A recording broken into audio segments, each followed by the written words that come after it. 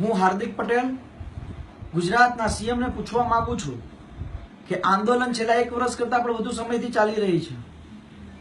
મારો એક જ સવાલ છે કે 25/8 ના દિવસે જીએમડીસી ગ્રાઉન્ડ પર જે બેરહેમી રીતે લાઠીચાર્જ થયો તે કોના ઈશારે થયો?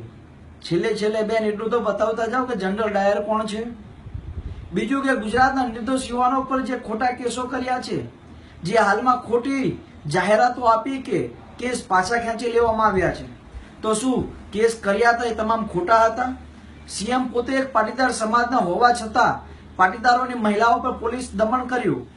અમે એવું નથી કહેતા કે પાટીદારોના સીએમ હોવાથી પાટીદારોની જ વાત કરે, પરંતુ અમે એ કહીએ છીએ કે રાજ્યના તમામ સમાજના હિતની વાત કરો.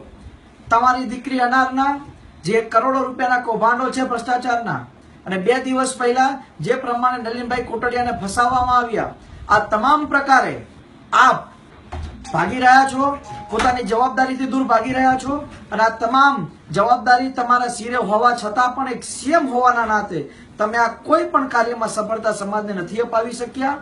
મારું એટલું જ કહેવાનું કે આપે આ સમાજ 6 કરોડની જનતાનો વિશ્વાસઘાત કર્યો છે. 6 કરોડ જનતાને તમારી જિમ્મેદારીનો અહેસાસ થવો જોઈએ, એનો અહેસાસથી તમે દૂર ભાગી રહ્યા છો, અને આ તમામ પ્રકારે તમે તમારો રાજકીય સ્ટન્ટ કરી રહ્યા છો. તમે એક તરફ એવું કહી રહ્યા છો કે મારી 75 વર્ષની ઉંમર થઈ ગઈ, હું વયવૃદ્ધ થઈ ગઈ છું, એટલા માટે હું રાજકારણ છોડી રહી છું.